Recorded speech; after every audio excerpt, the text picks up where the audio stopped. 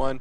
Hey, what's up, guys, and welcome to the Forecast episode 5. And we're starting on time, and we made it to the fifth episode, so that's pretty freaking awesome. And we got returning Wiggy and See If I Don't Stab You. And our guest tonight is Smoke. Go ahead, introduce yourselves if you want to. Say hi, what's up? How you guys doing? Good to be here. It's actually Virgo. We just didn't want to say anything. Yeah. Hi, I'm Virgo. Oh wait, you can see me. Never mind. Yeah, that was good. Anyways, Wiggy. So at the end of the last forecast, we were kind of talking about Medal of Honor. The beta was out for only Xbox. I would have liked to have tried it on PC, but I think it was only released on Xbox. Did everybody here get a chance to play it at all? The best demo Yeah. ever. I did. Smoke, Yeah, did I you mean- play it at all? I played it months ago, just because it was part of, some internal testing that I could do. Okay. It was in really bad shape before, so it's actually in a much better place now, believe it or not. Okay. But yeah, I did do it on Xbox Live as well in the demo environment. I don't know. Not my cup of tea, to say the least. I'll say, I mean, when we had a thread talking about it, the early impressions, and I'd say it was probably mixed negative reviews. My initial impression still remains the same. I thought it was underwhelming. I really didn't think. I don't think it's a bad game. It's just I really wasn't super excited about it. I mean, there were a lot of pros about it. One of the things that I really like that's kind of a problem with Battlefield, especially on console, is if you take a lot of damage or if you're out of ammo, you're always chasing the support dude, saying, hey, give me ammo, give me health, and he doesn't pay attention to you, just runs away and you end up fucking dying. But in this game, they have those squads, or the warfighter buddies. So you have one person who's dedicated to being kind of your heal bot, and he can give you ammo.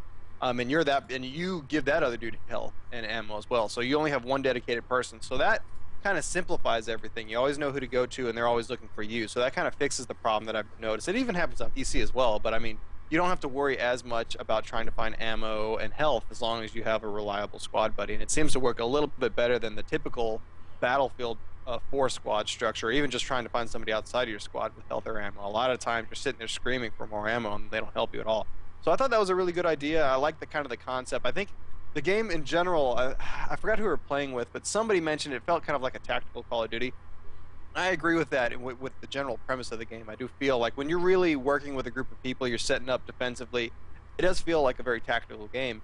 What were some of the other things that I really liked about it? I like the warfighter aspect. I like the fact that you could spawn on your buddy, or you could spawn in a general location or on your buddy. But I did like those aspects of it. What else? They have a lot of customization, which seems to be kind of the new trend with Battlefield, is they have a lot of customization. Me personally, I don't really care. I normally find one or two things and I'll stick with it, but I imagine people would like that. Now, before we get into what we disliked about the game, what did you guys like about the beta? I thought the sound was pretty good. Mhm. I mean, it was pretty immersive, especially when it got really chaotic around the objectives. I also liked that they incorporated different spins on current kill streaks. Like if they had a predator, but it wasn't exactly the same, or like a UAV, you shot it up in the air and you could scan over the areas. Well, you have So- the option of it's not just offensive and or it's not just offensive like Call of Duty, or Right. you have that kind of the option to pick between the two. So I like Yeah. that. I didn't play the original or not the original, but the last Medal of Honor on Xbox. I didn't play that, but apparently it was introduced there. But I do like that concept. Smoke, is there anything that you liked about the beta in particular, or anything that you would say is kind of positive? I guess there are tactics that are infused into the game. It's not as mindless as a Call of Duty. I don't like to put Call of Duty in a mindless category, but you don't have to That's give not it hard to much do. thought. You don't have to give it much thought. So Yeah. at least from an aspect where there is a tactical sense to it, the weapons do have recoil. Yeah. There is a lot of customization with the weapons, things like that. It does lend itself to being more of a military sim sans vehicles, Yeah. but I don't know. There's something about it. I mean, the whole like seeing silhouettes of guys through walls and things like that, it really just, I don't know. That didn't bother me as much. I know Stabby really hated it, but I guess there's not a whole lot from everyone here to talk about the positives. So let's talk about the things that we didn't like about the game. Me personally, one of the things I wasn't a big fan of was the one level. You can only play one level, and that one level I felt it tried to incorporate both close quarters and open areas all in one situation. Like depending on it was this new kind of objective game mode, and kudos to them to try to introduce something a little bit different in terms of objective play. But you basically played one large round, and you would move to different portions of the map, and those different portions had maybe much larger lines of sights that felt a little bit more open, and other areas are a little bit more close quarters. So they tried to make one map that had a varying feel to it. The problem is it didn't it felt really cluttered in a lot of locations, and just didn't flow as well as I'd like other maps. And Stabby hears me talk about this fucking map all the time, but Battlefield 2 introduced Strike at Carcan. They have it in Battlefield 3. The and best map ever. It's the best map ever. The best yes, map. the The only map ever. you need. The only map you'll ever play if you play with Bernie. The only Yes, no, you'll play Damn Event 24/7 Strike at Carcan. But I actually do think they did a really good job with that map. It has a lot of like close quarter areas and a lot of open areas, and I think that's a situation where they did a good job with that. But in Medal of Honor, the Warfighter, I just didn't really like the level layout. Graphically, I'm not terrible. If the gameplay is amazing, then I don't really mind it. But if you're gonna tack it on with Battlefield 3, I think Battlefield 3 on console I think looks a little better than this game.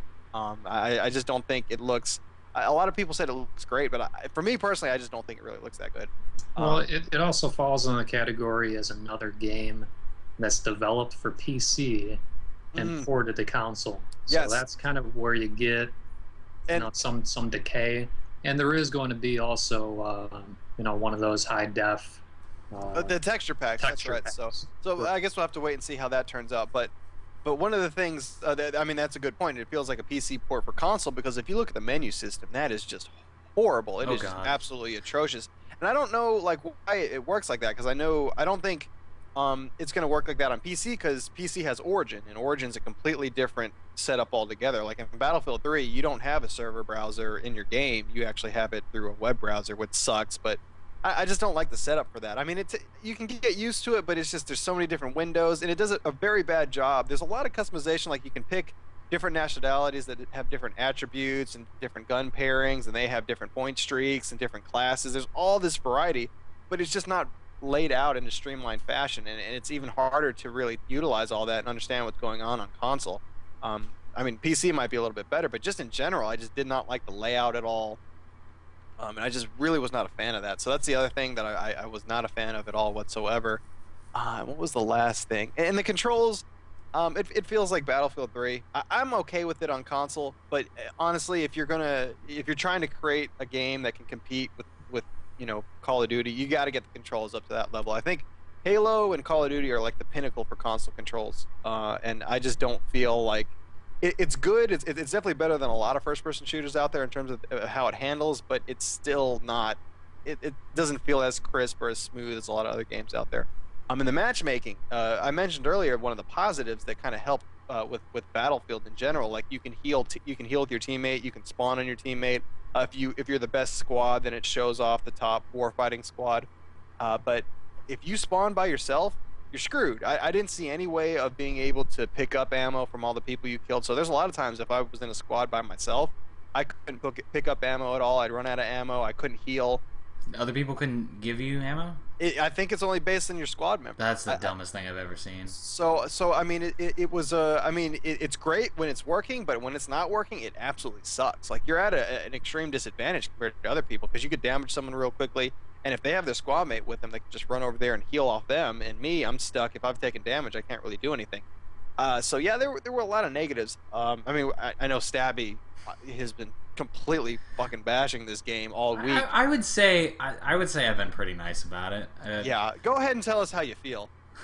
Don't hold back. It's fucking terrible, man. Like, it's just so bad. Like, I mean, if I was Battlefield, I would be ashamed to have that fucking name attached to me. Like, I would be like, you guys are serious? Like, this is what you're gonna tack on to me? It's not Battlefield. It's not. Medal of Honor. But It is, but it isn't. It's so Battlefield. It's Frostbite 2.0. I mean, when I played it, I felt was there any destruction? Like, I mean, I didn't really. No, I don't think there's any type of. So then that's bullshit. Like it's gay. Fucking crotch rot 2.0. I will say I do like Medal of Honor's. It was in the original. I keep saying original, but the last one, the offensive defensive shit. Like that's cool. I like that. That's probably about the only thing I liked about the gun. I know I'm getting nitpicky, but I didn't. Commercial. Okay.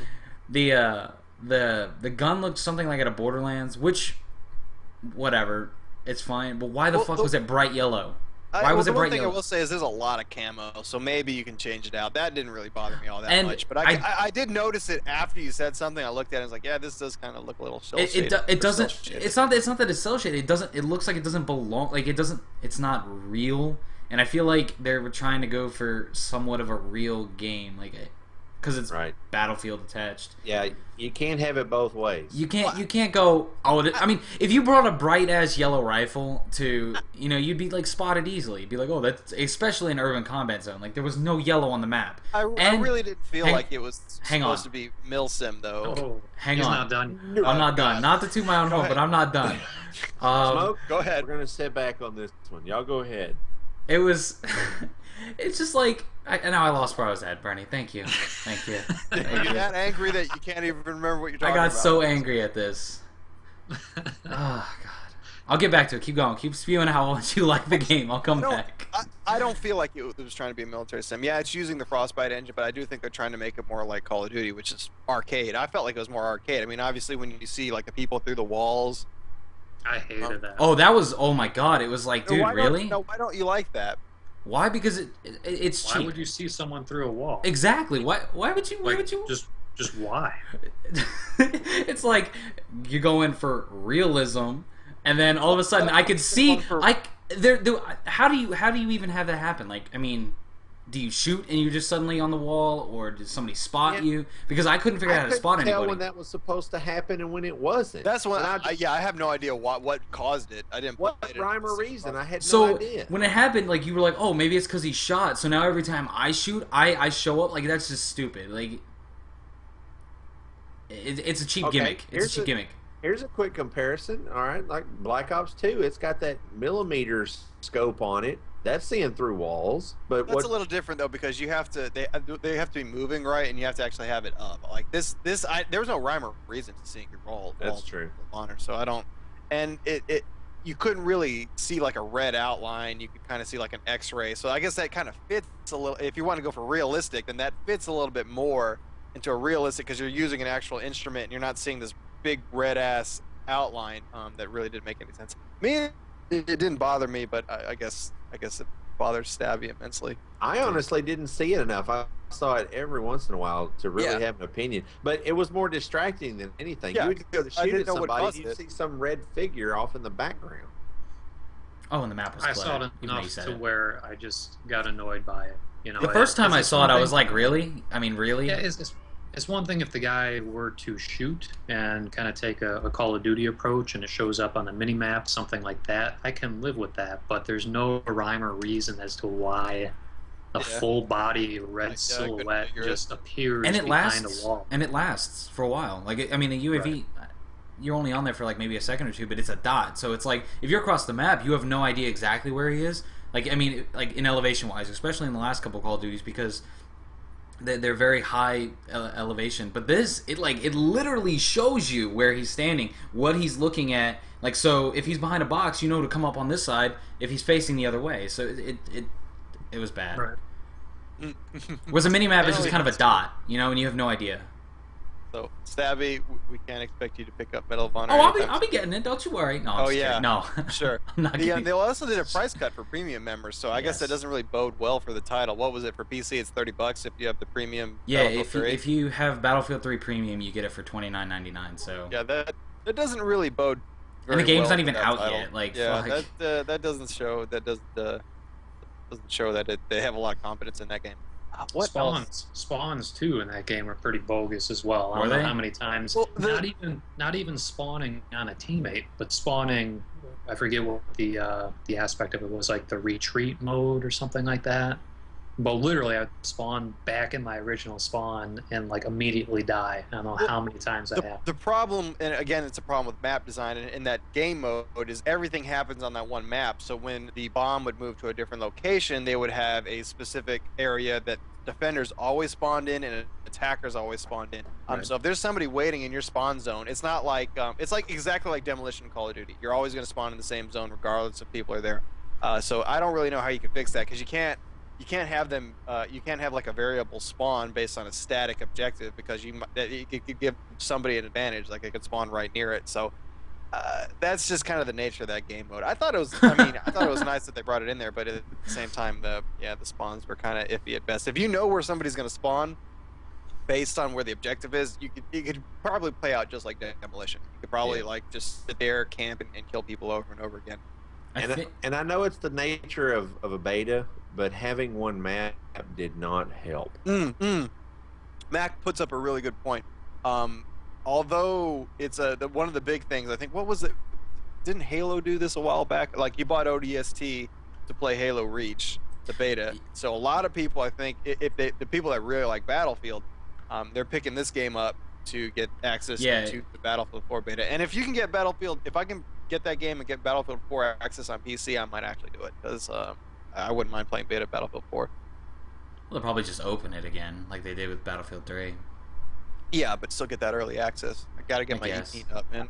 Get your EP up. go around bars and shit. Yo, I got Battlefield 4 access. Battlefield, yeah.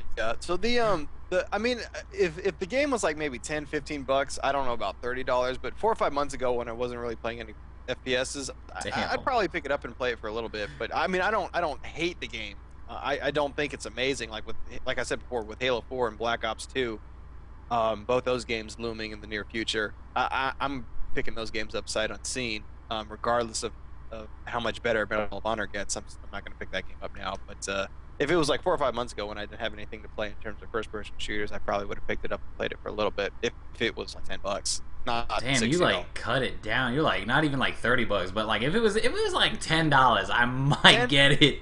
Like 10, $15, maybe 20. Because I mean, I did have fun. Like when there was a point in time when I think it was you, Wiggy, and I. We were all like defending the location. We were all spreading out. We were covering each other. That was fun. Like it put there was some thought process behind it, and I enjoyed that. And I mean, there's possibilities of more fun based on the map design, but compared it to say Halo 4 or Black Ops 2, with those games getting ready to come out.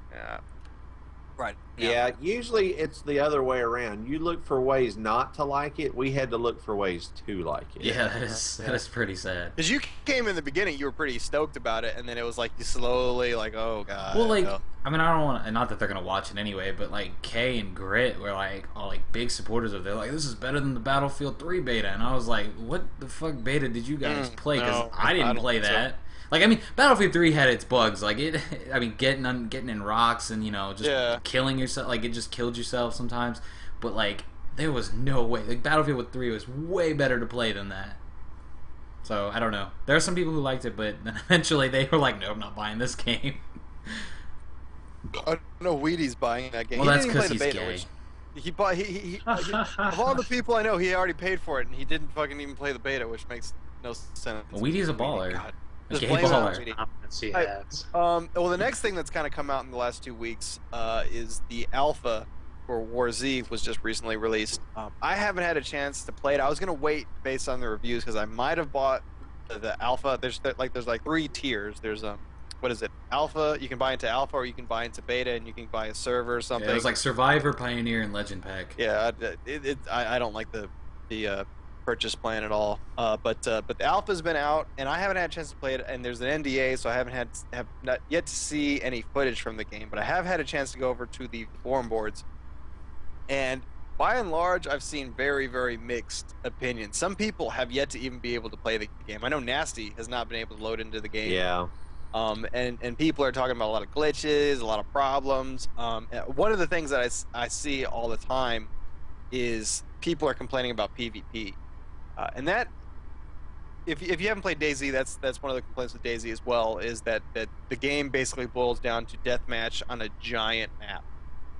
And that it does kind of suck because it reduces the longevity of the game. When it's only PvP, it's fun in the beginning, but then it's kind of boring.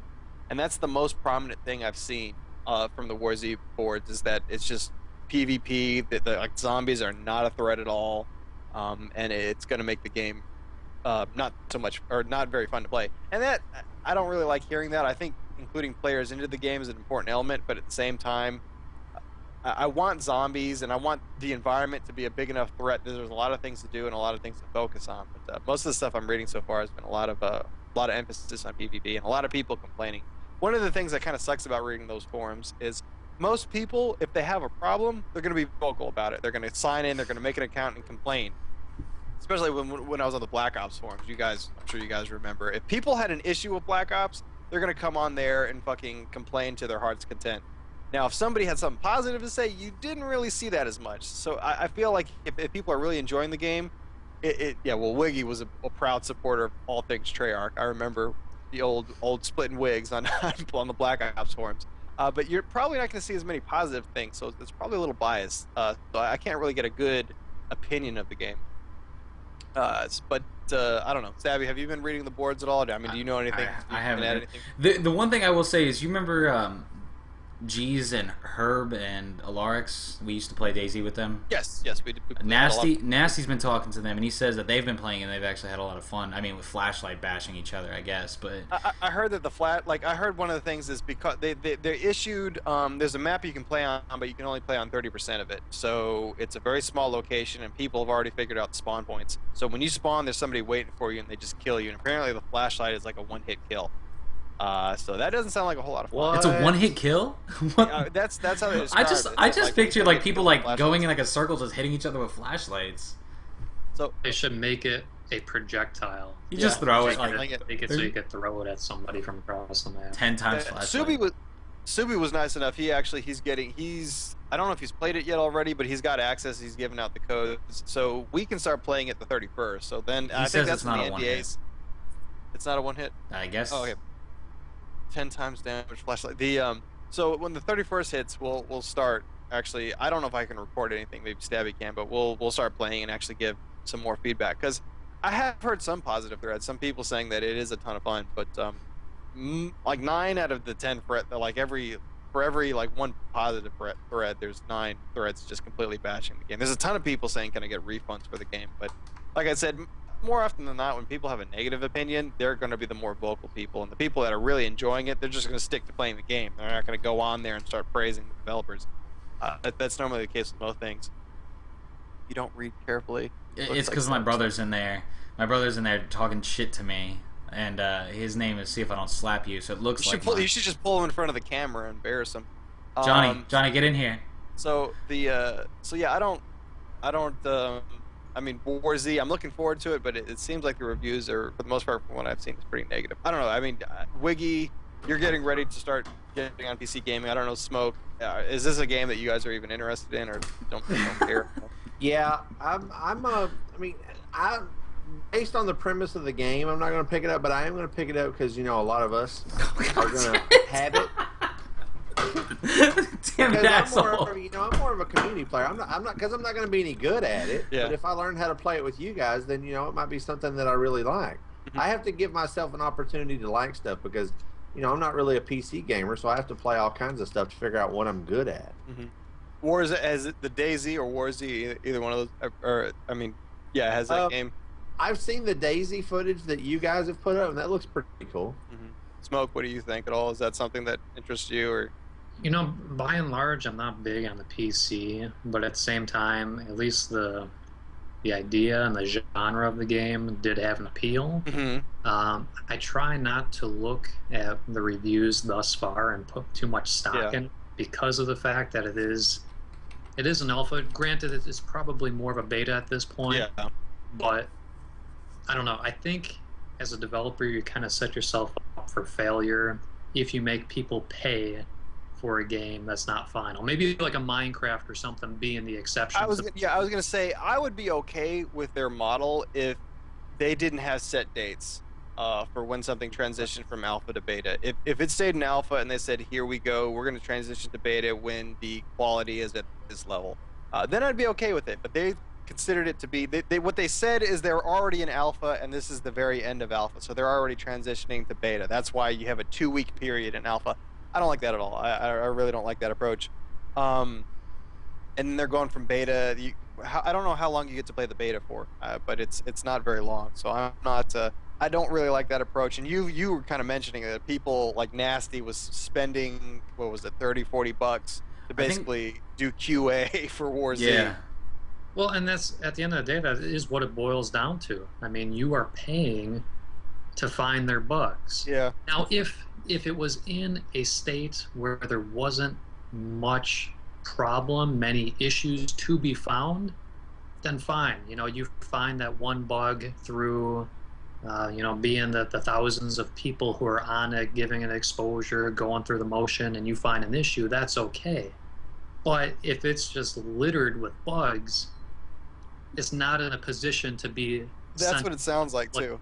to make them pay for it. Yeah. And then to make them be the ones who are going on the forum to report these issues. That's where I kind of have a problem with it. I agree with you. What's this? No, you buy now and you get a discount. Well, Subi, you're in the thread. How much have you played, and how many bugs have you kind of run into? Like, how does the game feel so far? It's gonna take a little while for him to respond because there's a little delay. But yeah, no, I mean, at least what I've read from the boards is it's really, really bad. Not much time. Okay, well, from what I read from the boards is like people sometimes they're flying. The other thing that I've noticed is one of the ways they're testing the game is they've dramatically increased military or all weapon spawns. So people are having very high-end weapons early on. And I know that's having a negative effect on the game because those are kind of like, military weapons are kind of considered end game or things that you really have to work for. The reason they're doing that, obviously, is they want to see how the guns interact and if there's any bugs with them. So I think that's one of the reasons why people are not super crazy about it. Zombies, Subi saying zombies move funny and are super strong. I've heard that. I've heard people can get killed by like one zombie, even though they move slow as hell. But zombies should be a threat. But I've heard from some people they're a threat, but they're not a huge threat. So I don't know. We'll have to wait and see. Subi, how many zombies do you see at once? Like, is there a ton of zombies? Can the game handle it, or is there like 2 or 3 at a time? Stabby's over there. I know that's Stabby. That's not me. That's not me. That was that was Smoke. Oh, okay. I thought it was Stabby killing 2 before I died. Okay, that doesn't. Maybe it. I guess it's hard to gauge. But one of the things, if these are slow-moving zombies, I'd hope there's hundreds of them. But, the Falcon Punch from the zombies in DayZ, man. Sometimes like they walk up to you and just like hit you once, and you're knocked out, and then they just eat you, and it's like what? So I wanted the reviews to be really positive because then I would have bought into the alpha. But so far, I'm seeing a lot of people complain about refunds and stuff like that. So I'll wait and see. Next thing I kind of want to talk about. This is kind of a dated topic because this game's been out for a year. But I've started building a PC. I know Wiggy just got his PC working. Stabby's been using his PC for a little while, but I just started playing Battlefield 3 again, and I absolutely fucking love Battlefield 2. That game is amazing. Started playing Battlefield 3, and I know a lot of people on the forums and a lot of people in general, a big complaint for Battlefield on console is the game is slow. It just doesn't have the same pacing and feel as Call of Duty. When you play that game on PC, it is completely different. It's just Bad Company 1 and Bad Company 2, those games were designed for console. Battlefield 3, no. That's 100% PC. That game just plays absolutely amazing. I don't know, what are your thoughts on Battlefield 3, Stabby, and playing it? A lot of fun. It's been more fun playing with you and your friends, but it's night and day. Like I'll probably never ever go back to console Battlefield, only because it's slow. Once you get a taste of 64 or 32v32, man, 12v12 is just like, where the hell is everybody? You're running around, and then you finally find some dude who decides to like lay in a corner. Then you go run around, and there's nobody there. And I mean, you still get those people on PC, but man, like everybody's just moving, and it's like chaos, but it's controlled somewhat, and it's fun. Obviously, it looks a hell of a lot better. Oh yeah, no, yeah. I mean, that's one of the problems with consoles is how long have they been out for? What, 6-7 years now? 7 years, something like that. Yeah, and I mean the hardware is starting to get really, really dated. So it's I mean, when you look at what the PC hardware can do now, I mean, you really see a huge difference. Did you play Battlefield 3 at all, Smoke, on console? I did on the console. I never had never had a PC that could run Battlefield. But it kind of, I could see it going the same way with Medal of Honor as well, because that is a game that's developed for PC and then making a port to console. So that could be a game that, even though maybe it doesn't look as promising or look as good as far as graphics go on the console, it might actually be a quality game if you were to play it on PC. So I don't know. Never been too much of a PC gamer myself. The Wiggy, did you play Battlefield 3 on console at all? On Yeah, console, well, you yeah. did. I played with you. So what were your thoughts? How long did you play Battlefield 3 on console? I stuck with it till like level 30, which doesn't sound like a lot, but as No, bad I'm as already I I'm was at already it. like level 35, and I got the game last week. Yeah, There you go. But But I mean, yeah, it wasn't exactly, like everybody says, it plays real clunky and you have to wait forever before you can find anyone. That's my big allure to playing it on PC because, if it's more action packed, the game itself, I thought it was really fun. The hard part was finding those moments that wanted you to keep playing it. yeah, no, And I think, that's having more people playing it, having more engagements, that's just going to add to that. I mean, because graphically and as far as the physics and stuff, I really liked the way that it played. It was just, when you run 5 minutes to find one guy on the other side of the map and he kills you and you have to spawn right where you did 5 minutes ago, that's a little frustrating. yeah, no, that I will say that's not a problem. There's plenty of moments when I'm playing that game where I'm like, this is fucking awesome because it controls so much better than the console. I mean, you can play 60 frames a second. You don't have to worry about like that. I mean, that's one of the big bragging points with Call of Duty is that 60 frames per second and it Right. feels so smooth. No, I mean, when you play on PC, it's just so much better in terms of controls. And then when you have 32 versus 32, you don't have to worry. I mean, there are going to be situations when you're playing on very, very, very large maps where you might not run into people very quickly. But for the most part, you have a lot of action, and you also have a lot of ways you can play the game. It's Yeah. not just an FPS. I mean, you can take the role of a medic, you can take the role of a support. Being an LMG and just laying down gunfire, you don't even have to hit the person. The suppression effect that applies to the enemy when their screen gets all blurry, it's a huge help. It really helps your team to advance. There's different ways you can work as a team. You have these squad perks that help one another. So I mean, it's a lot of fun. I know the game's been out for a year, so for a lot of people that have maybe played a lot of Battlefield, I mean, this might not be the most exciting news, but for me, I'm just absolutely loving this game. I think part of the reason I'm stoked is because I haven't really played a good first-person shooter in about a year. I played Gears of War. That was a great game, but I haven't played first-person shooter since I started playing Gears of War. So I mean, playing this game and just having as much fun as I am playing it, it's great. The only problem though is it's rough. It's when you Oh first start God. playing, you get your ass handed to you. Yeah, you Because do.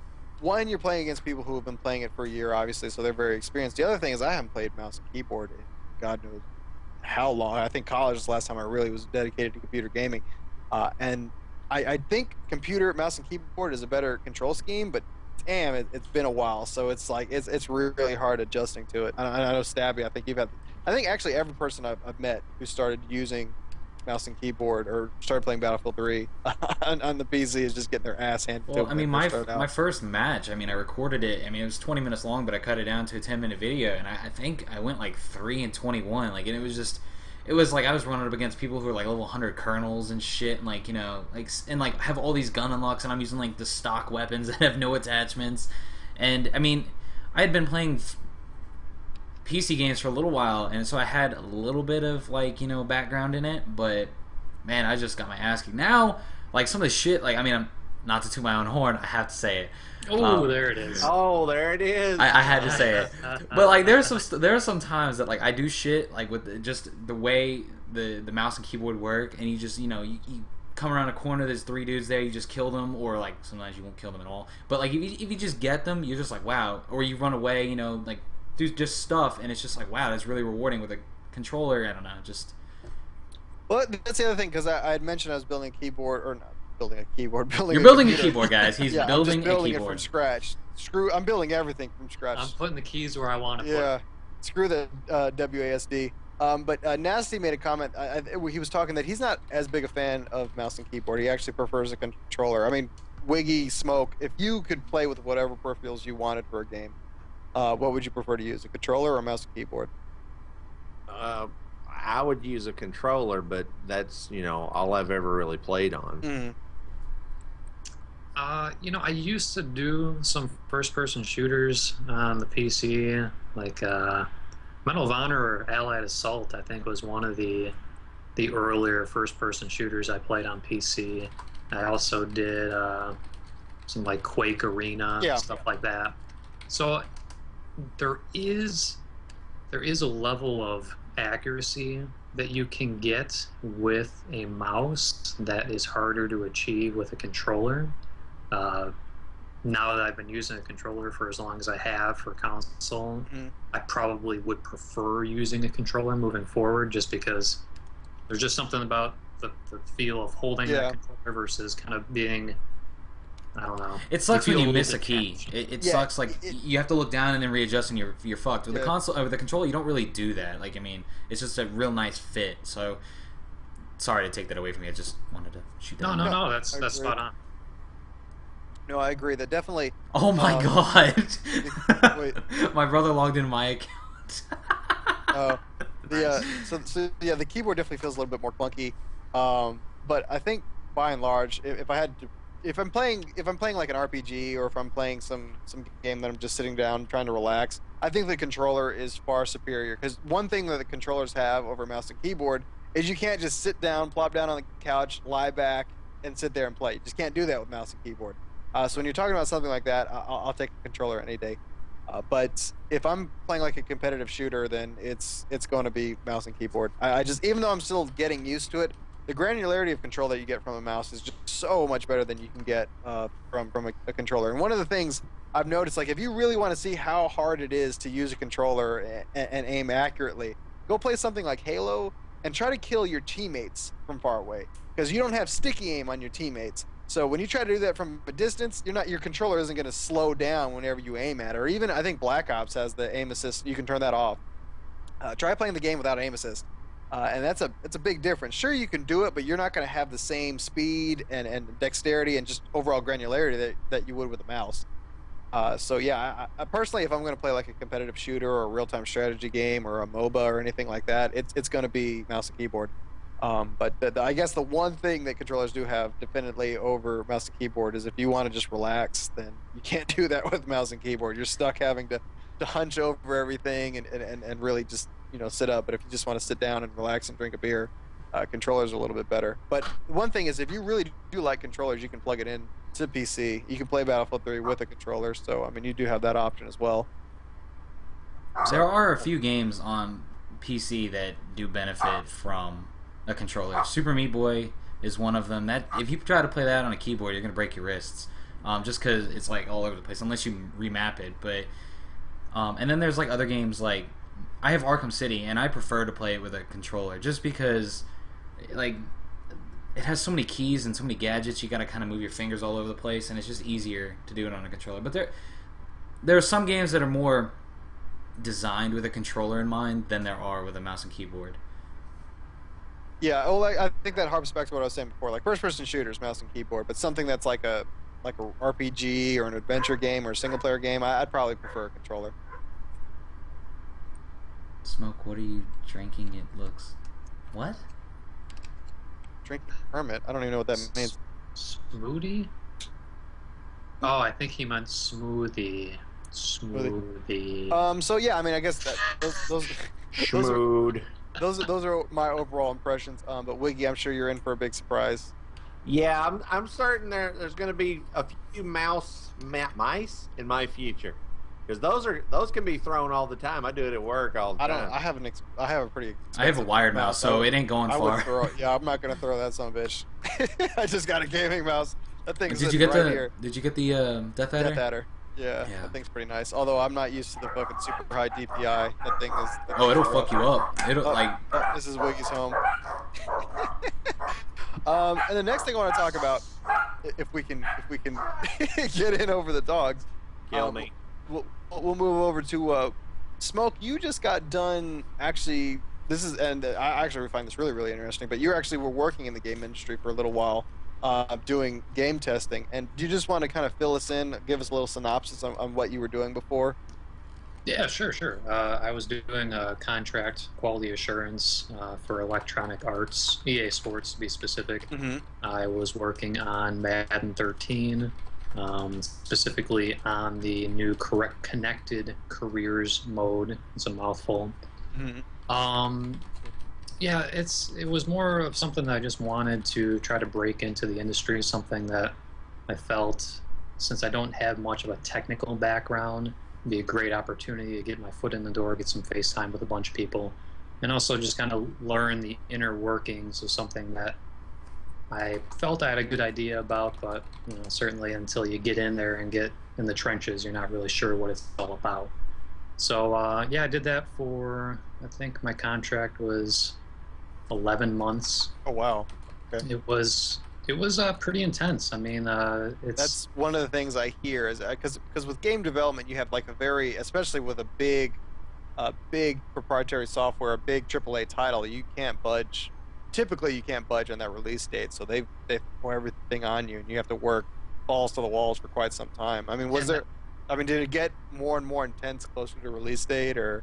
absolutely, absolutely. So for the first few months, kind of just going through sprints and leading up to an alpha, it's not horrible. It's pretty consistent. You might get a 50-hour week here and there if you want to finish things up, but as soon as you go kind of to alpha, and especially since you alluded to the fact that if you have a game that has a very set street date, something that cannot budge, a lot of developers, they may have some leeway to where it's like, all right, we found huge issues, we're not polished enough, we're going to put it off for a few months. They have those freedoms.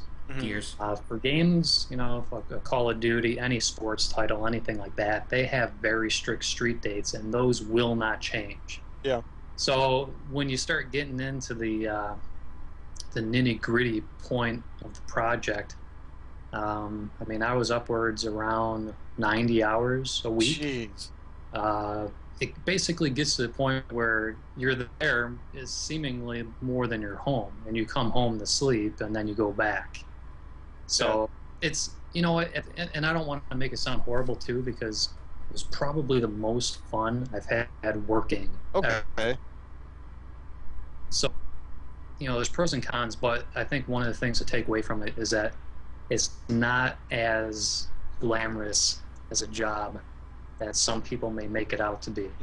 It's a lot of hard work. These people are basically devoting their lives for, at the end of a project, a 3 to 4 month span. That's what they do, and that's who they are. And like I said, maybe some developers that have some liberties to space things out a little bit more appropriately, but you don't really have that luxury on something like that. That's unfortunate. It's like it's like resetting itself. Like I'm watching XSplit just constantly reset itself. Alright, I think it's back.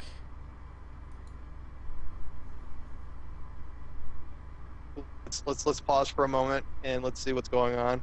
Let's reflect on what we've said so far. So, in conclusion, guys, we tooted his horn too much. Yeah, now you guys sound a little better. So maybe you'll go blind if you toot it too much. My bad. I do have to go. Like, Jesus. We back in business. We're good. I don't know. Good to go. I think so. I think we're good. So we'll just stop off and. Okay, there we go. Okay, so what you were saying, I don't even remember what you were saying. I was talking about the fact that EA Sports, they've got those annual titles. So when it's all said and done, it's 12 months from one ship to the next. That really turns into more of like a 9 or 10 month cycle. That's a lot to cram in. Yeah, oh yeah, definitely. To try to make a new game in that small time period. Well, and that's the thing too. So people look at games like that and they say, "Oh, it's the same game as last year. It's very copy and paste." To an extent, that's very true. But at the same time, there's not a whole heck of a lot of time to really innovate. Yeah. And with Madden 13, for example, last year they really did create an entirely new mode from scratch. They threw code out and they started from scratch. Oh wow! And that's why towards the end of the project, things got pretty intense and the hours were insane. And well, one of the things, because there's a big, I've heard this before, and then IGN ran an article that kind of paralleled some of the stuff I've heard. Like some of the things, like were you kind of stuck with a very, very specific area? Like at the end of it, were you just tired with that specific area of the game? Like how much were you covering? Like was it just like one aspect of it, like or so minimal that you're like covering like one specific play, or are you covering like a full mode, or like how much coverage did you have exactly? For me, I was on a mode, Hmm. so it was actually the largest mode in the game, so it kind of lent itself to more creative testing and things like that. Hmm. And especially in my role too, it wasn't so much like I really didn't even play the game that much Hmm. until the last couple of months of the project. Okay. For me, it was more of writing test plans, looking at game design documents, talking with development, seeing how I could break it, as an end user. What are ways that people are going to just have an absolutely horrible experience if a particular bug gets out to the public? Hmm. So that was more of my focus. We actually would have a testing center off-site, Hmm. would take the test plans that were written and they would run them, and they would report back to us what the issues were. We would adjust, we would regress issues and things like that. So fortunately for me, I wasn't as nose to the controller, if you will, Hmm. with my approach. I did have a little bit more flexibility. I did have a lot more opportunity for creative testing as opposed to the nitty-gritty stuff of, literally run through every option in the menu and make sure it works. Things Yeah. like that. So, but it's tough. It's not an easy job. Well, are you done with Madden? Like in terms of like, would you actually go out and play that game again, or are you done playing that game? Uh, I got a couple copies for free. Uh-huh. Since I've had it, I played it for maybe 30 minutes when it launched, and I put it back in. Okay. Not to say it. I mean, it's a good Not a game. ringing endorsement. No. It's a good game, but when you Play it that much? live on that project, on that game for That's that true. period of time, really the thought of it starts to be nauseating. And that's one of the reasons, like, I always thought, wow, it would really be neat to maybe even work on a Call of Duty. And I think to a degree, depending upon, what your role is on the title, that very well may be true. But the thing is you get burnt out. I mean, you can only look at a game. That goes for anything. You can only look at something for so long before you start to hate it. Yeah. So I can imagine the developers, they have to go through that a lot. well, that's an interesting perspective, because for them, they really don't even see much of the game until it's already beta. So they get tired of the bugs. So, Yeah. if QA is turning around hundreds of bugs and they're responsible for fixing them, having them checked, having them regress to QA, and assuming that the fixes actually work, that's what they get tired of. The actual game themselves, by the time it's actually made or ships, they're like, oh my gosh, this is great. I actually get to play this game now. Yeah, what they get tired is that dry erase board that isn't marked off with the problems. Yeah. Yeah. Exactly. So, I mean, is this something you want to do? I mean, you said you wanted to industry. How do you think that it really worked? Do you think that you got some, like, what were the positives, or the biggest positives that you got out of this experience? I would say the experience in and of itself. Mm-hmm. So, like I said, I don't have much of a technical background. I mean, I do some mobile development myself, but not to the extent of any type of, I couldn't apply to be a software engineer. Mm-hmm. Okay, so what I felt I could do was kind of take the knowledge I do already have, Mm-hmm. take the fact that I am a gamer, and apply that to getting my foot in the door, and then maybe somewhere down the line it leading to more of a designer route, leading to something in production, leading to something more from a social media Mm-hmm. aspect. But the thing is all that stuff, you need to be there in order to get into it. Okay. So there aren't really entry-level jobs. Entry-level pretty much is like a QA if you wanted to get in there. Mm-hmm. So from that aspect, I mean, it was a mission accomplished, but the fact that a lot of the work, and it's not even just QA. A lot of studio work is contract. And, and that isn't just Electronic Arts. I mean, all That's studios. the typical norm for big studios or big companies. Yeah. Right. So you kind of roll the dice and do a contract, and you hope for the best at the end of it. But I don't know. There's Did they retain a lot of people at the end of that contract, or was it? No. Yeah, I wouldn't imagine that's not really the case. But I mean, is this something that you do? I mean, do you think for I guess for somebody who might be out there who's looking to try to get into the game industry, would you say go for this, or what other routes would you think they should go? I mean, what advice would you give somebody trying to get into the game industry? in most cases, no matter what you do, it's going to be through a contract, unless you have hookups and you know somebody who knows somebody. You're going to start. That's kind of the case with most industry, like and that's very true. Yeah. But since there are so few positions that are regular full-time as opposed to a temporary full-time, you really are going to almost be forced to do contract work. And that's the thing. It's not even just, a bottom feeder position. There's software engineers and game designers that are contract employees. Mm-hmm. So it's at least an opportunity to get in the door. I mean, so often with any job, it's just getting your foot in the door. Yeah. But there's obviously no guarantees associated with it.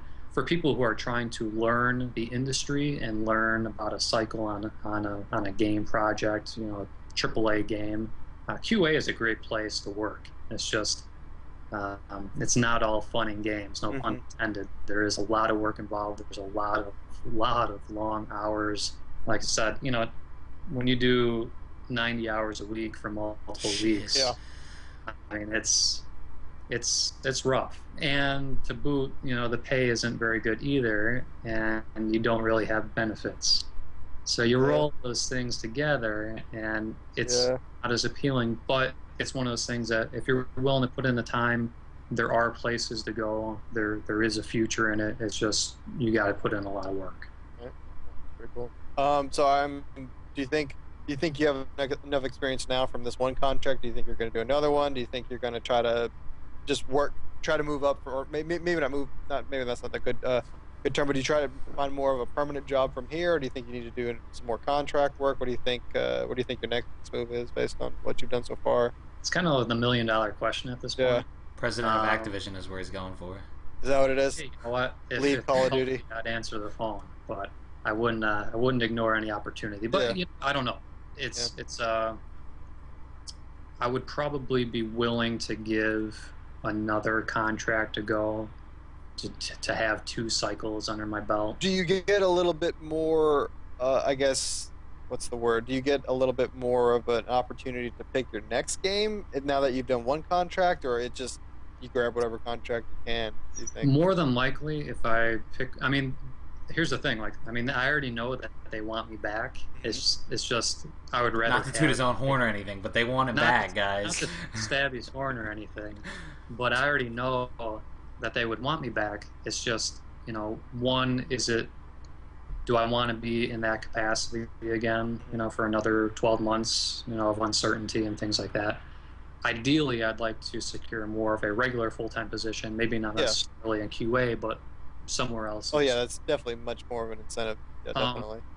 But I don't know. I'm open to pretty much anything. It's just like I said, that the contract work is pretty tough. It's you put in a lot of work, and at the end of the day, at the end of the contract rather, you don't necessarily have a lot to show for it, other than it's great experience. It's great experience, great resume material, but where it goes from there, it's tough to say. Yeah, I do think that up until recently, a lot of people kind of had this idea, game testing. It's all fun and games, there's no issues at all. But I think more recently, a lot of people are seeing that it's a lot of work. And I mean, especially when you're talking about software development or software Q&A in and of itself, you can't just, at least in my experience, you can't just go at it simply. From a player standpoint, you also have to look at how the code's developed and how you approach it correctly. So yeah, it definitely seems like it's not as rosy a picture as a lot of people seem to think that it was. No, maybe by the time you get to more of a beta, to where it's just about polish. Yeah. But when you're working on something from the ground up that is just broken to no end, like there's no good place to start because it's that broken. Well, they even still they don't even fix all the bugs, right? Because when it comes crunch time, they have to prioritize big bugs. So even still, you might find some issues, and that might still exist. So it's Towards the end of a project, there are a lot of issues that are found, and the vast majority of those issues will probably be shipped. Yeah. That's now that's the thing, though. You know, if there is a game-breaking issue, you know, if you have a high user path crash, if you have something that prevents people from doing something pretty basic, those things will be addressed. Yeah, the high severity stuff. The high severity stuff. But if you get, you know, more towards spelling errors, misalignments, you know, kind of insignificant things that earlier in the project would be given some Muslim posters. attention. Muslim posters. Touche. Stuff. I mean, it was in the shitter. Come on. Really? Yeah, that was a bit much. There was a huge and what's the worst part about it is the one-man army. People have been complaining about one-man army for years, like for all this time, and then there's fucking one little. Do you know about this, Smoke? The writing on the wall. Have you heard about this? Yeah, like they removed the map and they promised to fix it immediately, but fucking one-man army, nope, there's nothing They broken can't with fix that. They can't fix it. They have to take it Yeah, out of you the do. game. You just have it so it doesn't replenish explosives. But Pretty you fucking can't, simple. You can't. You know what, though? One of the things I actually found interesting, I recently played through the Black Ops campaign again on Veteran, just for the hell of it. And I was more intrigued by the credits this go around, having had experience working on a title in the industry. You wouldn't believe how small the team was for QA that actually had its primary focus on multiplayer. Really? I mean, it had to be a 10 to 15 person team that had their focus was multiplayer. Granted, you know, at the end of a project, I'm sure all hands on deck to multiplayer, and it did get more exposure. But I thought I heard that they had like a beta within Activision. But again, at that point, it's already way past. Like, you're not going to be able to fix a lot of fundamental issues at this polish, like you said before. So yeah, that is kind of interesting. Stuff found in the beta, more than likely, actually, it will be addressed via patch. So anything at that point is going to be shipped as well. So I saw that and I'm like, wow, that's really interesting. That something that it's the vast majority of people are buying the game for, and they're going to put the bulk of their time into, had such a small team to focus from a quality assurance perspective. I'd be interested to see how it changes for Black Ops 2. I wonder how large. I mean, because I really feel like the QA team for fucking Modern Warfare 2 was probably like a monkey and a dude just in a room, because that game, I know it was crunch time for them. There were so many bugs that got through, and there's so many issues with that game, and just general play balance. Oh, that game was a nightmare. But yeah, no, it's interesting. I imagine definitely somebody who's interested in trying to get into the game industry and have heard a lot about QA testing or QA for game development. That's a pretty insightful, and get a chance to actually hear somebody's firsthand experiences with it. So yeah, I definitely appreciate you enlightening us on just that overall development. The other thing that you actually brought up this thread just recently, we mentioned it last week, and it was kind of what we thought was a really big incentive, but the getting high-end kill streaks. They're trying to make it in such a way that if you want to get a high-end kill streak, you can't just kill whore. We're talking about domination here, but you can't just kill whore. You also have to focus on the objective. But I've heard it. I think Hutch said it, and you more recently, you kind of put out all the stats involved in getting high-end kill streaks. But Hutch was saying to get the top kill streak, it's harder than getting a MoH. So well, if you were to, I think the top one is Swarm at 1,400 points. So if you were to do it through all kills alone, I mean, that'd be 28 kills. Yeah, so 28 there kills. You go. That's ridiculous. Yeah, I don't know. I mean, I was excited by the idea that there was going to be more incentive to play the objective, and I'm all for that. I mean, I love capping, I love defending, and getting the kills. I think playing in the all-around game is what's most satisfying. Yes, definitely. But looking at how it's currently set up, and it's all speculation at this point, but looking at how I'm interpreting it, it's almost like the baseline, the requirement is going to be play the objective, and then it's going to be an incredible feat to build upon that to actually earn decent streaks. So the way that I originally ingested it was that it was going to be more of an easier path to high-end kill streaks by playing the objective. But that's not really the case. Instead of it being more of a requirement to have a shot. Yeah, yeah. Because how did you calculate it out to? I think I have it over here. But like, if you get the A flag and the B flag, and then a kill, that gets you a UAV, I think is what you said. A and B is 150 apiece, so you're going to be at 300, and then one kill will be at 350. I actually think a UAV, if I'm not mistaken, may be 375. That's a UAV, yeah. And then the Blackbird is 900. Correct. So how many points do you need to get from your UAV to get the Blackbird? What was it? Was that In Black Ops, it was 5 kills. In Black Ops 2, it's supposed to be Black Ops 2 alone. It would be 11 kills. Is that what I'm reading correctly? It takes 11 kills. If it would be 550 points, then yeah, that would be 11 kills. Holy hell! For what? Do you think this brings up a scenario of letting people on purpose cap a flag in order to steal it back, Smoke? Oh, absolutely. You look at it from this perspective. Let's say I know I'm losing my home flag. Okay, you're losing A. I could easily get the defend on A by killing that guy, and I would get 100 points. But at the same time, there's no reason to not let him cap it, immediately kill him. You would get the 100 points, more of like an offensive medal in this situation, right. And then recap and end up with an additional 150 points. So, and kind of what I had said in another thread too, I think it's a great idea in a vacuum. So all things considered, there's going to be there should be more incentive for people to play the objective. Okay, if more people are playing the objective, there's going to be more opportunity for defense.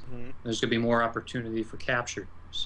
The thing is, though, I really don't see it translating to be enough to warrant these high kill streaks as what you're primarily running, because it's not like Modern Warfare 3 where you can have these streaks set up to individual classes.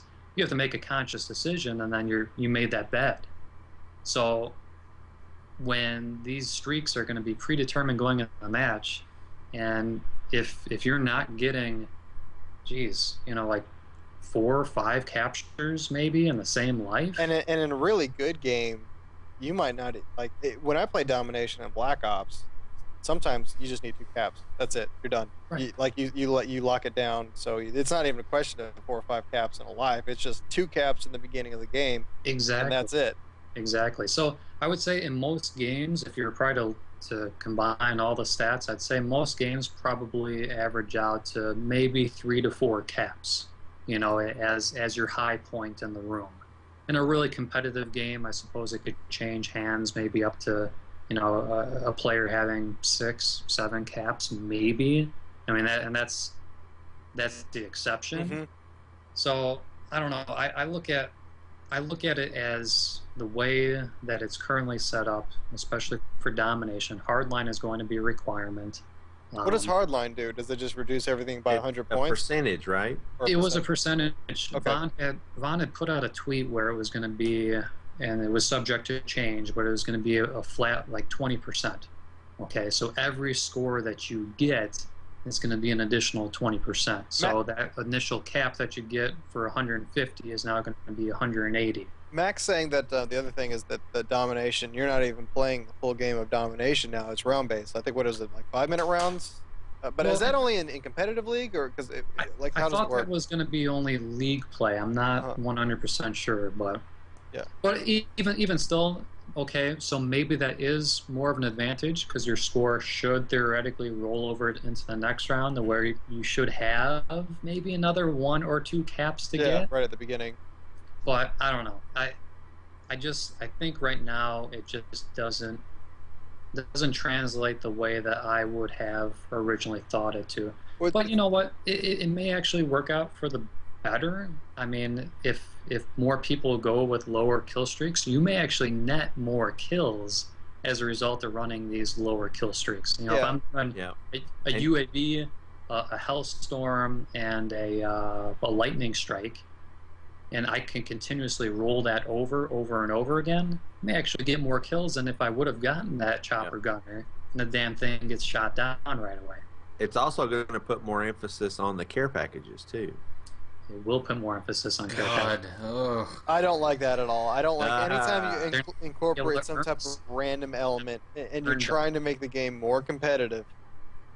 It's very That counterproductive. is not the direction. Yeah, it's because I mean that's what they said for the people that can't get high end kill streaks. This is their method of getting them. So you're gonna have plenty of people rolling the dice on that, and I would hate the absolute worst is if you have a close game against an enemy team and then somebody gets a kill streak from a care package that turns the tide. Like I'm playing domination, somebody gets dogs Yeah. Or from- VSAT. from- yeah, something like that, and you're really seriously like I do not like that aspect at all. I can understand you're trying to make the game more appealing, but maybe take out care package and league play, or maybe they're going to have to fine tune it. I don't know. Wiggy, Stab. I mean, after hearing what Smoke has to say, I mean, do you think that it's going to be feasible to get these high end kill streaks that you might be comfortable in?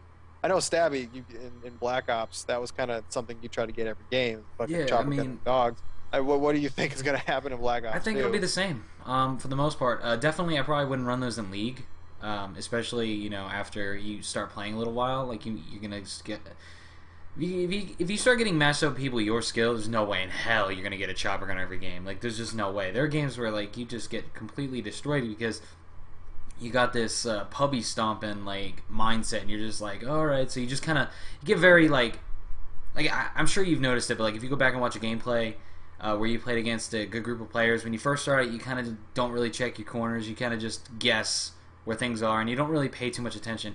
So, in regular play, oh yeah, getting those kill streaks would be a breeze. It's simple. But if you play in League, Really? You think those high end kill streaks? Yeah. Like they just like. how? I mean, I didn't catch the beginning of it, so I don't know exactly. Like, I mean, but did you ever read? are you the talking numbers? about are you talking about like just domination or in every game mode?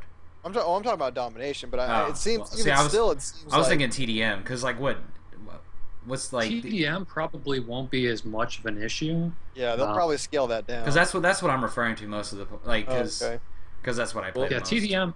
TDM, I don't foresee that being too much of an issue, Well, what's the- especially running hardline. I think if you run hardline, the Blackbird equivalent was going to be like 9 kills. So that Okay. it's one kill different. Yeah. So See, there's another way of looking at it too. If everybody, just like Smoke's bringing up, uses the lower kill streaks, that brings UAV in. Somebody runs UAV, they get points for every kill, that their teammates get. That's going to stack on top of, But what is it like 10 points in 20 domination? points. It's 20. it's 10 points for like a Oh, domination. Yeah. So that's really But- negligible. But what that does is once people finally learn that they're not going to be able to get these high-end kill streaks, there will be spamming of the lower-end ones. And then So in turn you're going to see a lot more ghosts. you're going to have You're gonna see a lot of RCXDs. RC cars. You're going Yeah. to have UAVs. You're going to either have that hunter-killer drone or the care package. Those are going to be the 4 streaks that you see more often than not. So you almost are going to be in a position where you want to run Ghost and Flak Jacket because it will protect you from the UAVs. Yeah. And you're not going to get killed by some stupid flying airplane or a remote control car. Yeah, that's I like the direction they're going, but the way it sounds, and I think Mac was saying that they set it up in such a way they can tweak the stuff on the fly.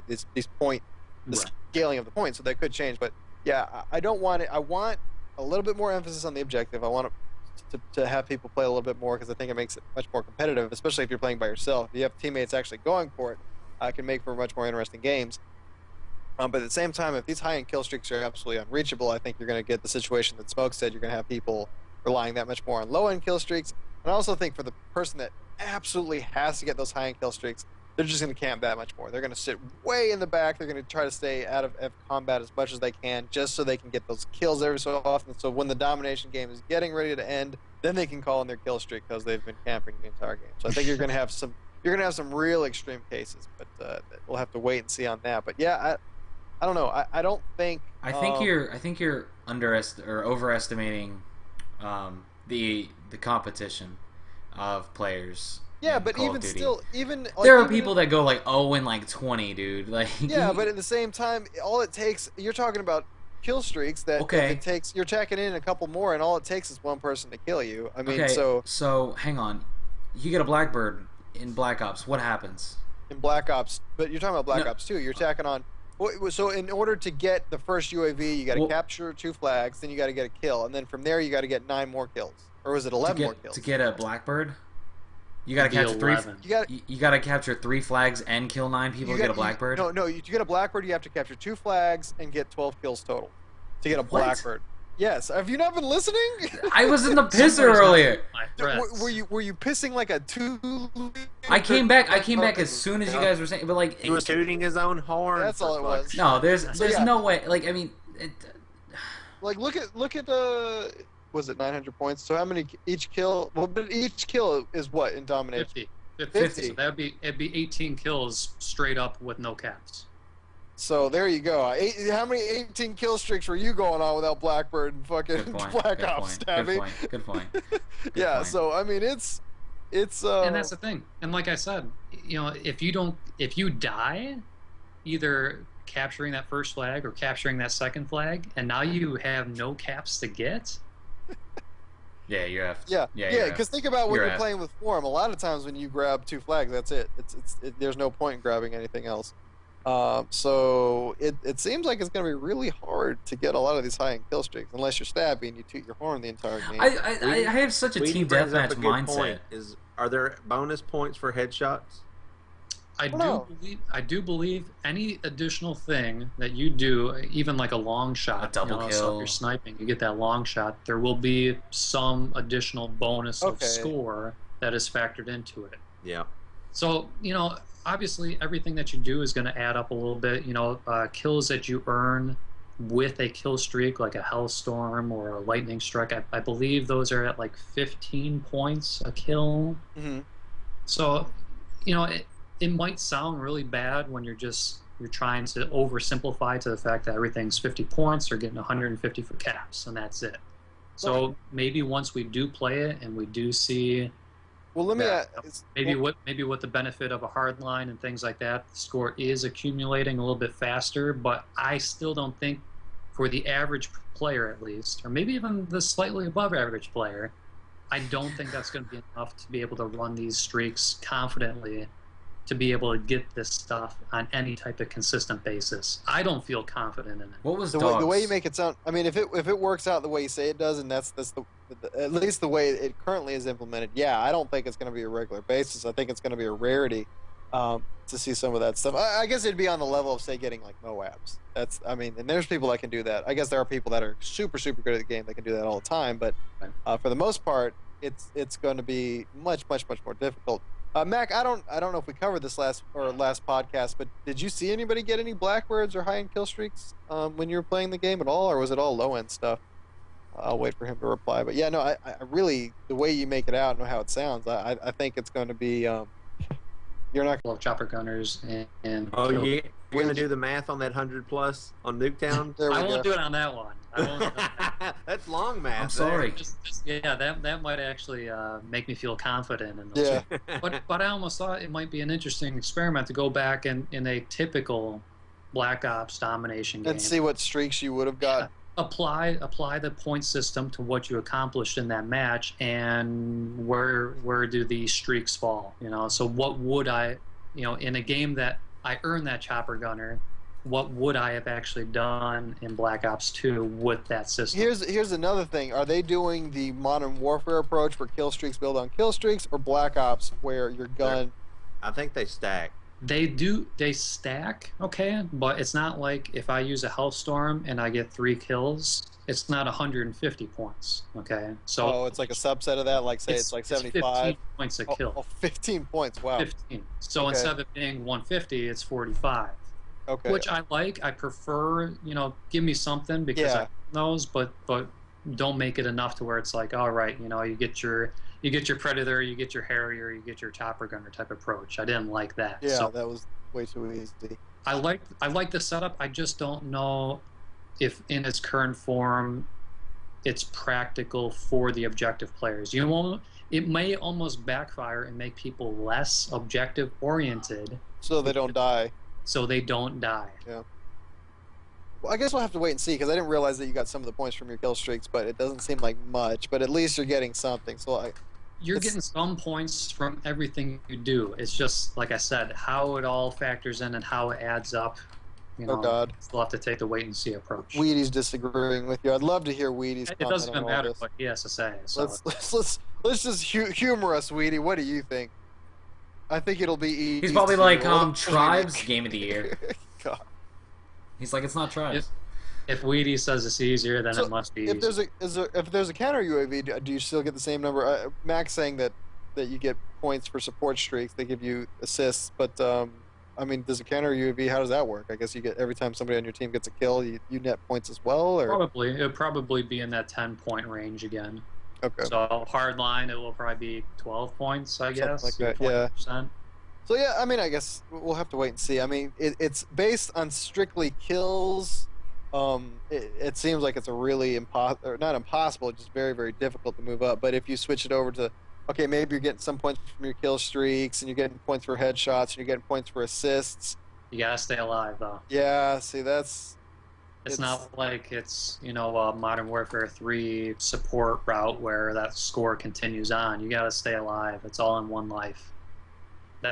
And if you are playing the objective, which you're almost required to have a shot to earn these streaks, if you are playing the objective, it's going to be incredibly difficult to keep that one life.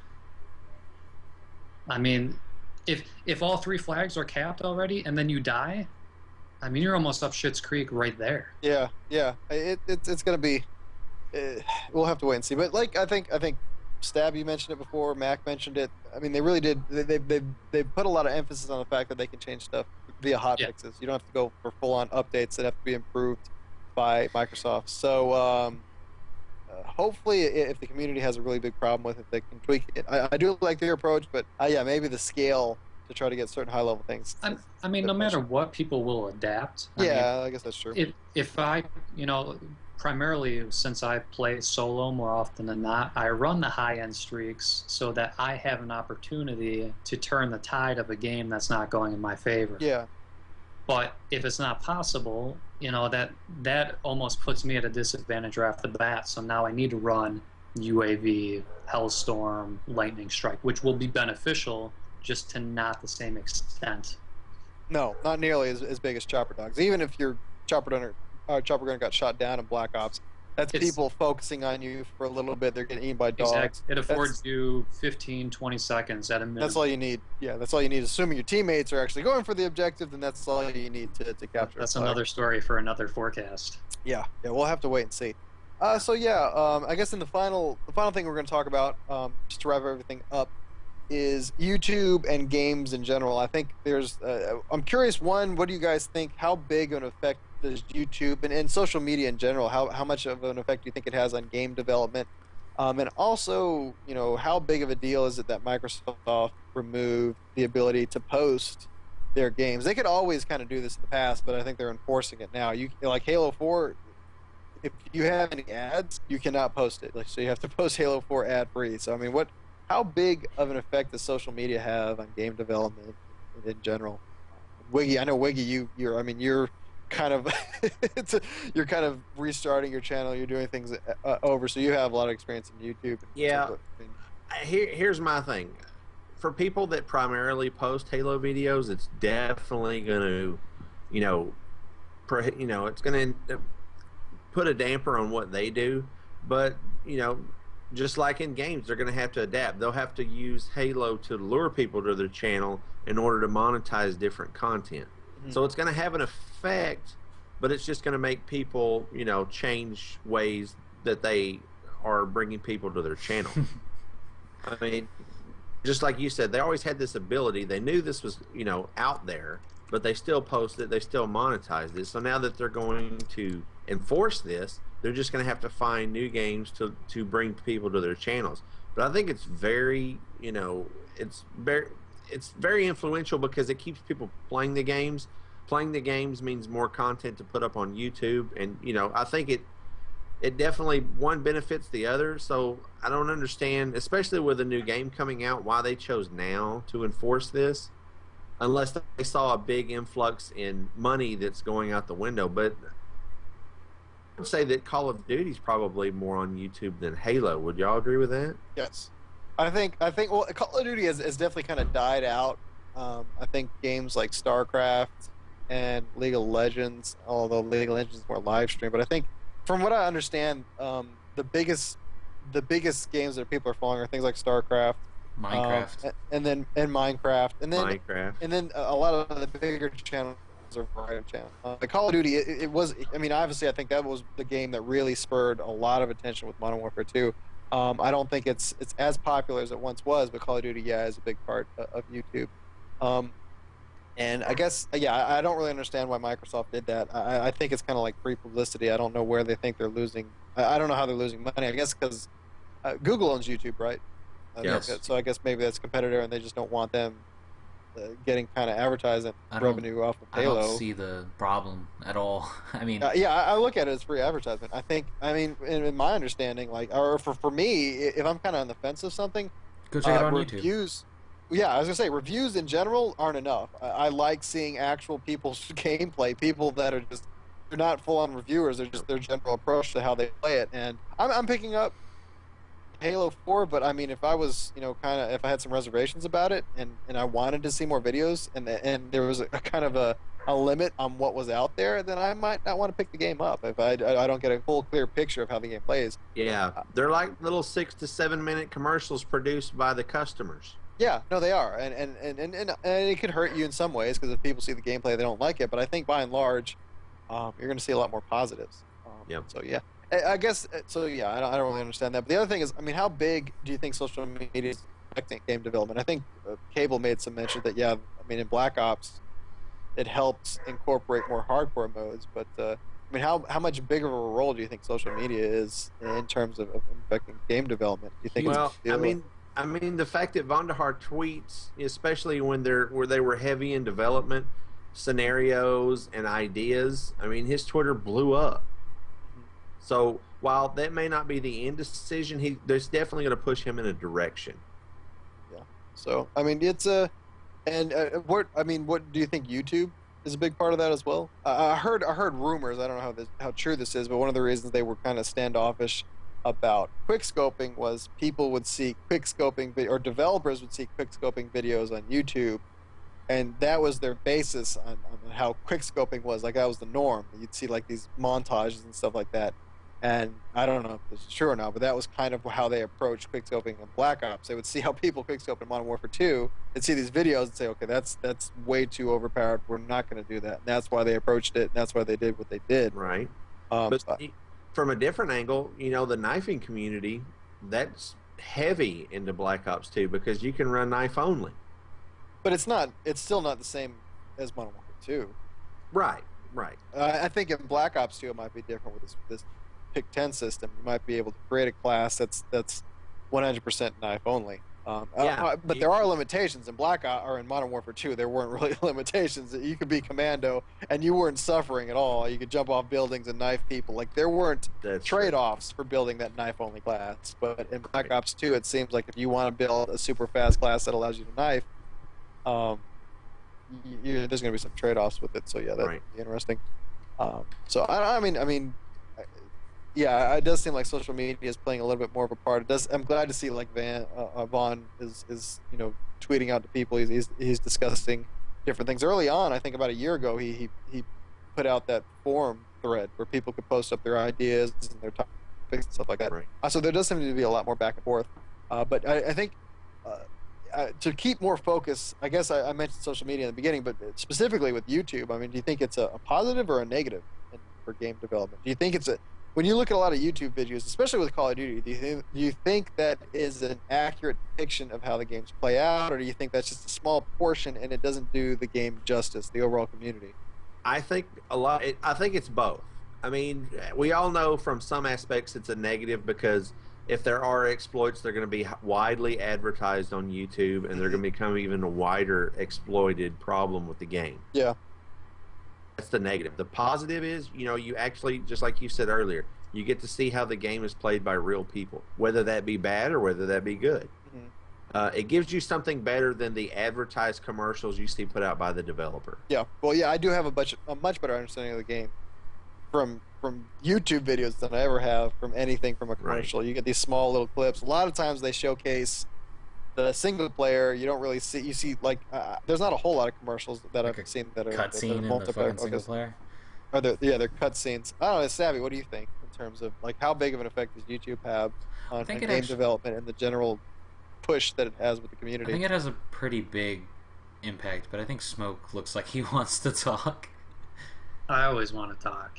Do you want to go ahead, or do you want me to go?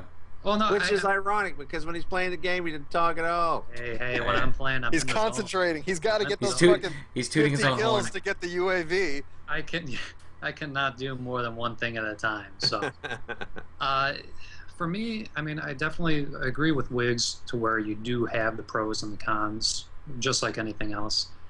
I look at it as more of a con than a pro. Mm-hmm. For me, I think communities, kind of what you alluded to before with the whole Wars Z thing, you're getting more of the negative feedback. Yeah. Okay. And of course, developers are always going to try to curtail detractors. And as a result, they're going to make concessions to those people instead of to maybe what the majority is. Yeah. I also don't like it because you're seeing developers now change a lot of their core design ideas and principles. Instead of it being their creative vision, they are tailoring it to what the community wants. It used to be back in the day, you'd buy a game, you'd get your cartridge. That's it. And whatever was on it, that's all you had. Yeah, there's no updates, there's no DLC, there's no patches, there's nothing. So you're stuck with what the designers wanted. Hate it, and you know what? You didn't have the means to go back and throw a shit fit because you didn't like the way that your single player played out. It's interesting, at least when it comes to multiplayer, because on one end you have the developers, they have their design goals, they have all this train of thought of how the game should play, and in their head, and when they start developing it could I mean, they could do everything they wanted, but when it actually hits the dirt, when they actually put it out to the players, it could change dramatically. What they had envisions for certain things could change drastically. So on one end, sticking to their cores could work out, but the community could take it and run with it in a completely different direction. A good example of that is One Man Army Tubes. But as far as multiplayer goes, I mean, there is telemetry, there is data that they can use to see trends, to see, look at everybody's combat record in Black Ops. You see the FAMAS everywhere. That data exists for them to be objective in making tuning adjustments without getting... Yeah, I guess that's without getting emotionally involved, without actually having to see how... I think as Gears of War, they did that. A lot of people early on were complaining about all these different weapons, and I think after... What was it, Stabby? After the first month, what was it? I can't remember his name for the life of me, but you know what I'm talking about? He came up, he did a video... He showed all the statistics for the Nasher shotgun, the sawed-off shotgun, and everybody... It was Pete Nubb. Pete Nubb. In the Gears community, everybody was just trashing it was like the sawed-off fucking everybody uses it, and he's like, dude, guys, 90% is Nasher. It wasn't that high, but it was huge. It was completely disproportionate. Like the number of sawed-off kills versus Nasher kills was huge. So a lot of times it's people just you die from it once and that's it. That's way too much. It's like Ghost. Yeah. So it's that. Yeah. Go ahead. Something to look at too is the fact that going back to the social media and the YouTube, you get some of these and whatever these guys say is it's going to like be law. it's going to be the law for everybody underneath them. So if they say, "Oh, Hold on, lack of Smoke. I think I compensation," lost you again. everybody underneath is going to run with it. If they say ghost, everybody's going to run with it. Not stuff, whatever you want to call it, whatever the popular issue is in a game, social media kind of It takes it, runs with blows up. it. Yeah, it makes it worse than it really amplifies is. something that may not necessarily be. Well, because I can kind of, I mean, I think, you know, with quickscoping, everyone was like, it's way too strong. And I didn't really like it in Modern Warfare 2, but I think when it came to Black Ops, they destroyed it at the beginning. There's no way to really quickscope it afterwards. Like, you can kind of quickscope it in the beginning. Like, they completely got rid of that play style, and it was very, very difficult to do that. So sometimes, yeah, you get a, yeah, I think a lot of times, whatever these high-end YouTube guys or whatever they say, whatever emotions they bring to the table, then that kind of skews a lot of people's opinions, and then that just spreads throughout the community. So yeah, in some ways I think there's positives, and in other ways it kind of hurts it. It's interesting to see. I don't know, Wiggy, Stabby, do you have anything else to add? No, I'm trying to see if the stream is back up because apparently It is. Yeah, we're back Okay. up. Sorry guys, my fucking internet is terrible today. Probably because I have fucking people streaming Netflix and playing online, so having to Yeah, there's having to definitely, like, stream it is fucking really killing my bandwidth. So sorry. You have to get your hand off your horn. I know. I wish my internet Oh, was as what? good as my horn. Toot, toot, toot. All right. What was the question? I'm sorry. just what are your thoughts on, like, how big of a is just the negatives? Like Smoke was saying that The a lot one of times, percenters. yeah, the big The big 1%. channels, the channels that get the most exposure, they kind of Dictate how things go. well, Like well, yeah, the whole one man I don't army, necessarily- everybody blames White Boy for it, and I mean I don't watch his channel, so I don't know if he actually started it, but that dude's got like 1 million No, subs. that was Wings. No, it was everybody blames White Boy, dude. He's way Yeah. bigger than Wings, but well, not physically. Ah, It's they're all weak. like the things like that it's just if you look for the negative, you're gonna find it, and it's gonna be real apparent. But then there's good things like Vaughn. I just want to use Vaughn as an example for like everything. But him interacting with the community, not only the Twitter, but with YouTube and live streaming and things like that. He really tries to get everybody's opinion and kind of focus on the good and what he can do to make everything better. I really like the whole, even though Halo did it first, I like the whole theater mode. That was cool for like people who wanted to show off their cool double kill or whatever, headshot through a rock or something. They could do that without having to go out and spend like $200, $300 and upload it that way. So it was always it's nice to see things like that happen. But then the one man army thing exploding on YouTube is pretty bad. What's going on in the chat? Fawn Yeah. hugged me in Cambo. Can't get more interaction. yeah, and YouTube videos are only going to expand with the addition of theater mode and zombies. I can imagine some of the amateur horror films that are going to come out just from zombie Yeah. theater mode. all the different there's zombie theater mode. I Yeah. didn't know Yes, that. sir. Oh wow. I think that'd be kind of boring to watch, to be honest. well, you could highlight stuff at least. Yeah, Well, yeah. Whenever or you show bring off in, achievements easier. Like when you bring in Vegas and editing software, After Effects, stuff like that, they could probably be. You had enough really color cool. correction and blowout and effects, you can make anything interesting. Yeah. Put some dubstep in the background, yeah, I like change that the stuff. pacing. Lens flare needs more lens flare. Yeah, lens flare. Battlefield 3. Okay, I guess to close things up, I brought this topic up a couple of days ago, but this is actually more centered to. This is a shameless plug, but this is more centered to the Forum Boys YouTube channel. What would you guys like to see more on that channel? What would you like to see? Because I remember when Black Ops came out, there was a ton of people all interested in putting out stuff. We had like a top 10. We only did it once, but we had like a top 10 of the week. So everybody who had like a top clip, they put it in their little file share. We recorded it, made a video out of it. We had a lot of stuff with the cock. Where The they cock? had like no kill. Yeah, just cock. We just had cock all over the place. The we had, CAC, there was- okay. I'm like, yeah. what the fuck are you talking about? Whatever. The fucking pronunciation always kills me. You had the no kill domination. You had. I'm sorry, man. I was like, what? I tried to hold it in. I missed that fucking video. It's just a band of cocks running around, for fuck's sake. Oh, God. I mean, those are good videos. Those are great videos. People love watching the band of cocks. Nothing like no kill from a cock. Yeah, yeah. That'd be a horrible way to be killed via cock. What else was there? There was the game where you guys gave him like 150 point lead. What else? I mean, we had a lot of different, I guess, different people contributing, and we had Meet Your Fell Form. That really kind of, yes, I do want to see more cocks. I actually like that series, to be honest. A lot of people. I think with Modern Warfare 3, I didn't have the game, so I'm not gonna fucking buy that game just to record file share stuff. I also think the disassociation with the franchise in general with Modern Warfare 3. Yes. Yeah. Had a big thing to do with that. I think if this brings us all together, then the ideas will come and the content will be out there. Okay. Yeah, because I do kind of want to get. That was one of my favorite parts, at least with the YouTube channel, was getting cocks killing people, but just getting more people. More of the forum involved, because that was I like that. That was what the whole channel was created for. It went from being like the whole forum channel to being Gorilla hosting as much shit as he possibly could, and then it was it was me and you, and then it was like I'm done with this, and then you were like, all right guys, I'm gonna play Dead Space and never finish it and shit like that. You're never gonna live that down. Well, I'll finish the Dead Space Let's Play, but you don't realize, like, when you're doing live commentaries, when you're trying to enjoy like a scary game, hard. It's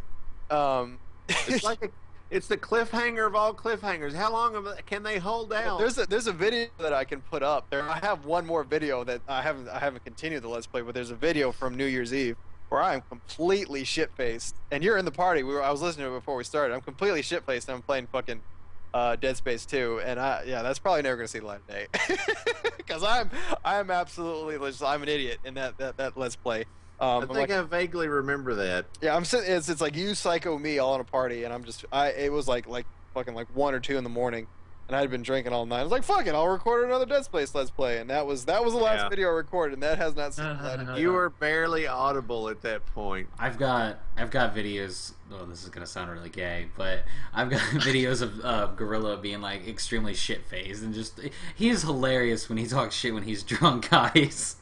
It's hilarious. Like series on. Yeah, that always goes. It always goes well in your mind. You're like, oh, I'm gonna record this drunk. It's gonna be hilarious. And then when you listen to it, at least when I listen to it, I sound like a jackass. But I'm sure people would think. My favorite was, and I can say this one because it's actually pretty light humored. It was we were playing Gears, and I got downed, and these two dudes were like, what the term is, humping me. No, I wasn't drunk. I was just. Oh, that was just. That was a slip up. Oh, never mind. Well, anyway, slip up. Anyway, he came out of nowhere, rolled up, and killed these two guys, and then he went to say, I put my balls in these two dudes' mouths, but he said it wrong and said, dude, stab, I just put two dudes' balls in my mouth.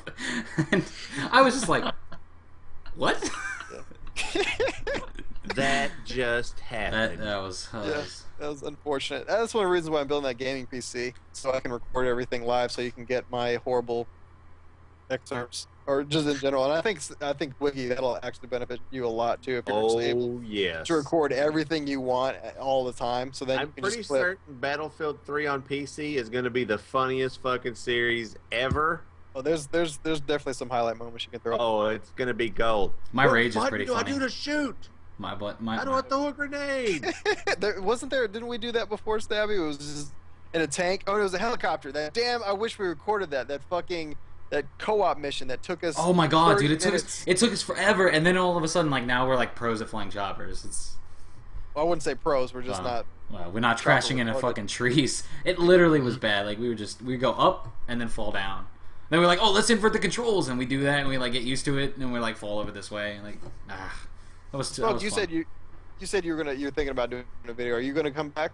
Do videos more, or where are you at with that? Oh yeah, no, I'd absolutely love to. I mean, I very much enjoyed doing that. It was just, I think I started at the wrong time. I started at the tail end. Yeah, like that. And then I had such high hopes for Modern Warfare 3, and that turned out to be just a huge turd. That there was no enjoyment that I could get out of it, and there's no. I'm going to say you of all people gave it a champion's effort. You That was stuck above with and it. beyond the college effort. You played that game. I played it a weekend and I was like, this is never. Nope, I'm done. And I tried. I mean, I stuck with it. really thought maybe there was something in there somewhere, but I I've been- looked. I've been meaning to ask you. Cat put out that video and I never got. I never really saw No. a definitive answer. No, the net code didn't approve. If anything, it made it worse. Really, it didn't that's work. Oh yeah, that last title update. Yeah, because I was hoping that the title update would improve the code and then you could carry it over to Black Ops. What, it didn't do anything? No, I see nothing. If anything, like I said, it made it worse because the one thing I can say is now that I get in a lot of lobbies that are from Texas. Bad part of that is a lot of people in Texas have shitty internet. Oh Lord. So it's Hello. like 6 in one hand, half a dozen in the other. Yeah. Well, Take you a should pick. have a decent ping to them. True. Yeah, but if the overall quality of the internet sucks, then That was a joke. Yeah. get out And the of here, bad part is a lot of it's really rural and country. A lot of people play online with satellite. Yeah, I was internet. gonna say with satellite. Satellite's pretty big around here. I had satellite Holy hell. forever ago, and a cloud fucking flies over, and your fucking internet's all fucked up. So Oh, so your actual quality changes. So you could actually be matched with somebody who has good internet in the beginning, and then it just turns to shit in the game, and that's And no, more times than not, they're host. that's the worst of times. All right, well, I'm hoping Black Ops kind of reinvigorates not just the forum channel, but everybody in general. And we'll see how that turns out. Hopefully, the gaming PC Wiggy will throw out some Wiggy the Hut shenanigans, and then we'll get something. Oh, you can count on it. I have several ideas. I call guest spot. Oh Lord. All right. Well, is there anything else you guys want to talk about? Nah, I think that covers all the topics. I don't want to hear Stabby anymore, to be honest. Wow, that's kind of fucked up. Guy talks way too much. Yeah. I'm He's still he's waiting eating on up the my talk horn. time. The horn has to be a staple of the forecast, I don't please. have a horn. Toot. That the next background is just going to be a giant horn, just the giant horn. Toot. You know what? What? Never mind. Go ahead. Never No, mind. no, never go mind. ahead. I was gonna say that like if they changed the YouTube layout. But you guys know those little banners that you click that usually say like your name, like mine would say Coda Kid or yours would say Forum Boys or whatever. If I had ever gotten partnered, like if I ever went out and actually applied for that, it would be a horn that says Toot. I swear. But then they changed it on me, and I was like, I can't do it anymore. So yeah, that was what I was gonna say. But you wanted me to tell everybody, so That was an interesting rant. I'm glad we ended on that low point. You It know was a what? high We gotta point. It was Close a high out point. on top. Yeah, high there we point. go. All right, well, I appreciate it, guys. We made it to episode 5, which I'm pretty impressed with. I thought it would be a one and done, and we made it so far to episode 5. So. Hey, now the Halloween edition is going to be glorious. Well, wait, I don't have the. Hold on, let me pull up the calendar because I don't know when. Because if it's in 2 weeks, is it already going to be past Halloween? what are we I talking don't know about? how that works out. It's on. It's on a. oh, No, shit. yeah. So it has to be next week, and I'm Next week? gonna be in Hawaii. So I don't know. So maybe you guys have to carry the torch in my Yeah, absence. we'll do something because I already have plans to dress up. All right, well then, yeah. Let's see if you guys can. Yeah, if you guys can do one next week, just a little like miniature Halloween edition. I could try to dial in from. No, I'm not. I'm gonna be. But yeah. If you guys get something going, try to do it next week because Virgo's awesome. the 31st is. Shut up, Stabby. So yeah, we'll try to see if we can get a Halloween episode going. But I appreciate Smoke. I appreciate definitely the talk about the dev test and approaching Q&A was really interesting.